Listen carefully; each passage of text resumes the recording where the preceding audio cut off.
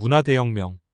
1959년 모택동은 대약진운동 실패의 책임을 지고 국가주석에서 사임했다. 이어서 유소기가 국가주석, 등소평이 당총서기를 맡게 된다. 유소기는 모택동이 실시했던 여러 실패한 정책들을 종결시켰다. 이 때문에 모택동과 유소기 간의 갈등이 점점 심화되었다. 한편 모택동은 1963년부터 공산주의 교육운동을 개시했다.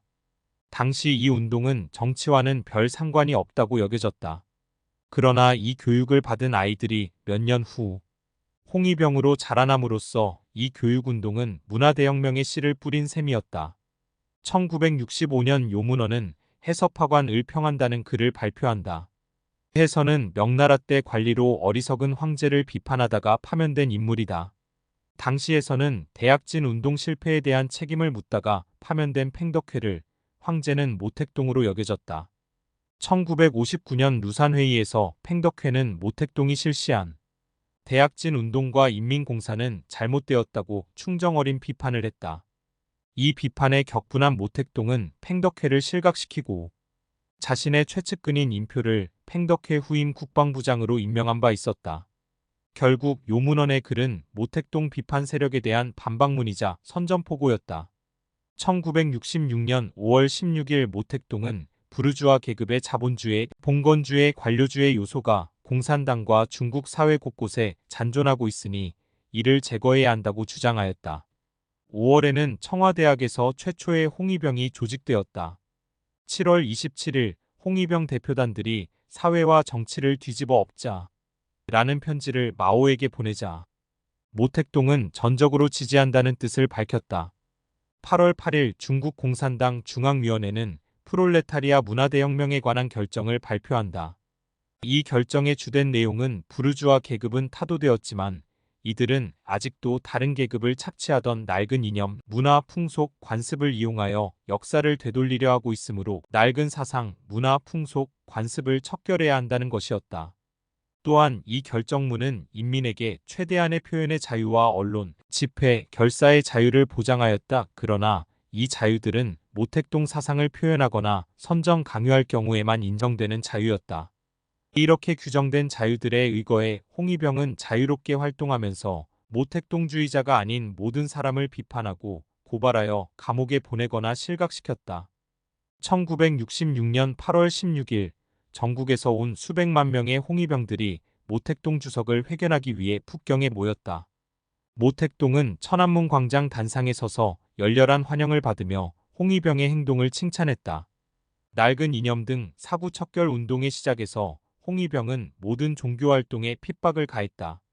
절, 서원, 교회, 수도원 등은 문을 닫고 파괴되었다. 낡은 사상의 소유자들이라는 이유로 많은 사람들이 홍위병들에게 붙들려 구타를 당하거나 살해당했다.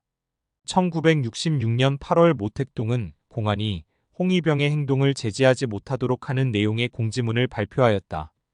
홍위병의 행동을 제지하는 공안은 반혁명 세력의 딱지가 붙어서 숙청 대상이 되었다. 1968년까지 약 2년 동안 홍위병들은 아무런 제재를 받지 않은 채 반혁명 혐의자들을 비판하거나 구타하였다. 1966년 10월 문혁의 수뇌부 중 한 명인 인표는 유소기와 등소평을 자본주의의 길을 걷는 주자파라고 공개 비난하였다. 1967년 1월 인표와 모택동의 부인 강청은 상해를 장악하기 위해 홍위병과 언론 등을 통해 상해, 지방정부의 고위직들을 맹비난한 뒤 숙청했다. 이에 따라 각 관공서에서 하위직들이 상급자들을 몰아내는 조반이 유행하기 시작했다. 이런 분위기 속에서 중앙정부와 지방당 책임자들 사이에서는 문혁을 자신의 정적을 숙청시키는 기회로 삼는 권력투쟁이 진행된다. 모택동은 인민일보를 통해 이런 비판과 숙청 활동을 크게 칭찬하면서 모든 지방 정부 지도자들이 자아 비판과 함께 다른 사람을 비판하고 숙청하도록 권장했다. 이것은 지방정부 내의 대규모 권력투쟁을 야기하여 지방정부의 기능을 마비시켰다. 2월 강청과 인표는 모택동의 승인하에 계급투쟁을 군사부문까지 확대했다. 많은 유력 지휘관들이 홍위병의 비판을 받아 강제 예평과 동시에 군의 요직에서 실각하였다. 7월에 강청은 필요하다면 홍위병이 인민해방군을 대체하고 현존하는 군을 무력화할 것이라는 뜻을 밝혔다. 강청의 선동으로 홍위병은 군대에 난입하여 약탈을 하기도 하였다. 반혁명 분자로 몰릴 것을 두려워한 군 지휘관들은 이를 막을 수 없었다. 1967년 하반기에 들어서면서 홍위병들 사이에서 실천주의 운동이 필요하다는 의견이 제시되었다. 모택동의 혁명 사상을 농촌에도 보급하자는 것이었다. 10월에 북경에 있던 일단의 홍위병 그룹이 내몽고로 갔다. 이것이 하방운동의 시작이었다. 문혁의 가치를 의심치 않은 순진한 홍위병들은 사회주의, 농촌의 건설이라는 꿈을 실천에 옮기기 위해 농촌으로 내려갔다. 한편 이 시기 홍위병들은 중국 고위관료 자녀 출신의 보수파와 노동자, 농민 자녀 출신의 조반파로 분열되었다. 보수파 홍위병들은 아버지가 반동이면 그 아들도 반동이다 등의 구호를 외치며 테러와 문화재 파괴를 자행했다. 이 보수파에 탄압받던 학생들이 만든 것이 바로 조반파 홍위병이었다.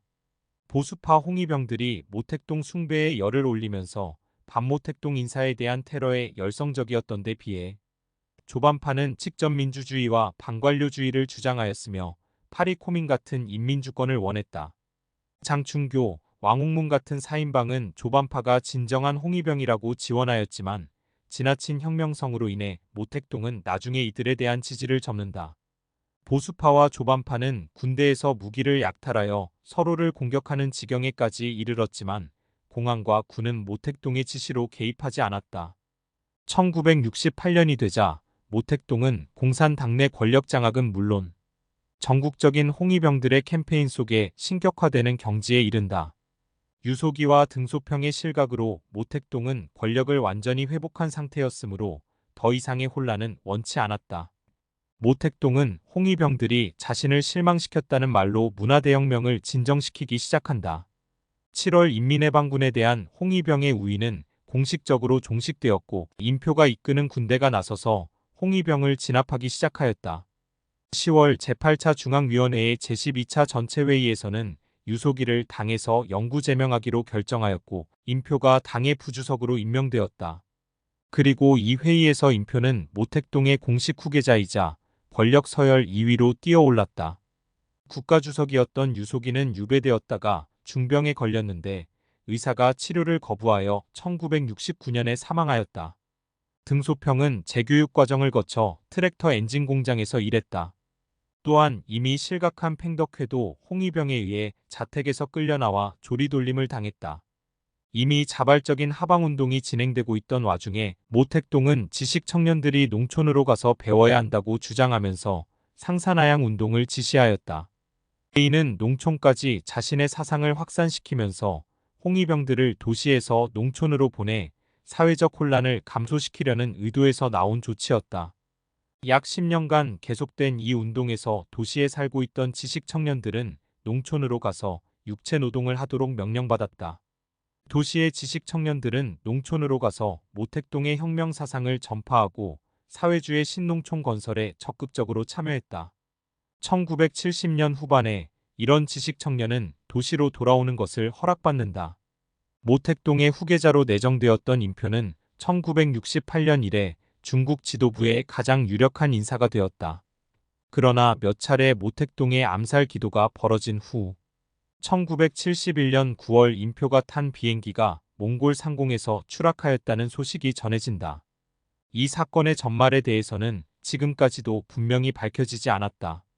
인표의 배신과 몰락 혹은 인표에 대한 모택동의 의심과 숙청이 끝난 후 모택동의 후계 문제가 부각된다. 1973년 사인방의 일원으로 상해의 젊은 당 간부였던 왕웅문이 공산당 부주석에 오른다. 그의 이례적인 빠른 승진은 그를 모택동의 잠재적 후계자로 보이게 했다. 그러나 같은 해의 주을레의 건의로 이전에 실각했던 등소평이 다시 중앙에 진출하여 부총리 자리에 올랐다. 모택동은 죽을 때까지 확실한 후계자를 두기보다 당과 정부를 두 축으로 하여 서로 견제하도록 한 것이다. 이 시기에는 모택동의 건강 악화로 그의 침실을 지키던 부인 강청의 권력이 커졌다. 그녀는 정치 선동 전문가인 장충교와 요문원 그리고 정치적으로 친밀했던 왕홍문과 연합하였다. 이 4명을 사인방이라고 불렀다. 이들은 미디어와 선전망을 장악하고 주은래와 등소평이 집행하는 경제정책을 비판했다. 1974년 1월 사인방은 인표의 집 수색 과정에서 나온 유교 관련 자료들을 토대로 비림비공 운동을 개시한다. 이는 모택동에 반역했던 인표가 귀족을 옹호한 공자의 사상을 당 노선에 도입하여 자본주의의 부활을 꾀했으므로 인표와 공자를 함께 비판해야 한다는 운동이다. 이 운동은 겉으로는 인표의 반역 행위를 비판하고 중국 문화에서 공자로 대표되는 봉건적인 유교 영향을 제거하자는 것이었지만 실상은 총리인 주은래를 겨냥한 운동이었다. 사인방은 주은래를 모택동 사후 후계 구도에서 가장 큰 위협으로 보았다. 이 운동에서 사인방은 역사적 인물인 주나라의 주공을 자주 비판하였는데 이는 주은래의 성이 주씨였기 때문이다. 그러나 이 운동은 주은래를 실각시키려는 목표를 달성하는 데는 실패한다.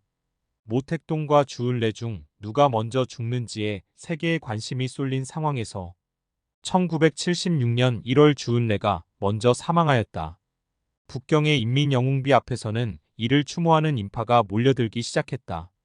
2월 사인방은 최후로 남은 정적인 부총리 등소평을 공격하기 시작했다.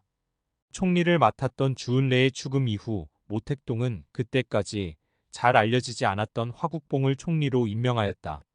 3월 말부터 천안문 광장에 모여 주은래를 추모하던 군중들이 4월 5일 청명절을 계기로 수많은 인파를 이룬 채 사인방을 규탄하는 포스터나 경문을 발표했다. 사인방은 이를 문제 삼아 천안문 시위대가 등소평의 지도하에서 우파 반혁명 책동을 벌였다고 주장했다. 4월 6일 중앙위원회 회의에서 등소평은 모든 직위를 박탈당하고 가택연금되었다. 1976년 9월 9일 향년 82세의 나이로 모택동이 죽었다. 문화대혁명 동안 신격화된 모택동의 이미지로 인해 모든 사람들이 엄청난 슬픔에 잠겼고 추모 열기에 휩싸였다. 거리에는 통곡하는 사람들로 넘쳐났다. 사망 직전에 모택동이 후계자로 삼은 화국봉이 당의 새로운 주석이 되었다. 정치적 능력이나 야심이 부족한 인물로 보여졌던 화국봉은 민심이 사인방을 싫어하고 사인방이 자신을 실각시키려는 낌새가 보이자 인민해방군의 지지를 받아 전격적으로 사인방의 체포를 명령한다. 10월 10일 사인방 전원이 체포되었다. 이로써 문화대혁명 시대가 종말을 고한다. 얼마 후 화국봉도 중앙정치에 복귀한 등소평에 의해 실각된다. 문화대혁명 10년 동안 중국에서는 최소 수십만 명에서 최대 2천만 명에 달하는 수많은 사람들의 희생이 있었던 것으로 보인다. 이 시기에 대해서는 자료와 기록이 정리되지 않아 정확한 피해가 아직 규명되지 않았지만 수많은 사람들이 반동분자로 지목되어 비판받고 구타나 살해를 당하거나 스스로 자살하는 비극적 사태가 벌어졌다. 문화대혁명은 수많은 혼란을 야기시키며 결국 실패로 끝났다. 이 운동으로 약 300만 명의 당원이 숙청되었고 경제는 피폐해지고 혼란이 만연하였다. 1981년 6월 중국 공산당은 문화대혁명은 당, 국가, 인민에게 좌절과 손실을 가져다 준 모택동의 극좌적 오류며 책임이라고 규정한다. 이에 대해 60년대 말과 70년대 초 중국 사회에 잔존하고 있던 봉건적 사상과 문화의 일소는 반드시 필요했으며 공산당 내 관료적 병폐를 지적하면서 직접 민주주의를 외친 부분은 옳았다는 주장도 있다. 그러나 명분이 어찌되었든 간에 홍위병이 폭력적인 방법을 쓴 것은 분명 잘못된 점이다. 또한 문화대혁명이 공산당 내에서 권력을 잃어가던 모택동이 다시 권력을 장악하기 위해 홍위병이라는 외곽 조직을 만들어 권력 장악에 이용한 것이며 이 과정에서 엄청난 사회적 혼란과 무고한 사람들의 희생이 있었다는 것은 부인할 수 없는 사실이다. 하지만 오늘날 서방에서 평가되는 것처럼 오로지 어리석고 실패한 나쁜 운동이었다고 보는 시각에도 문제가 있다. 문혁이 종결되는 시점에서 문혁의 가장 큰 피해자 중 하나였던 등소평이 권력을 잡았기 때문에 문혁에 대한 객관적 평가는 좀 더 시일이 필요하지 않을까 생각된다.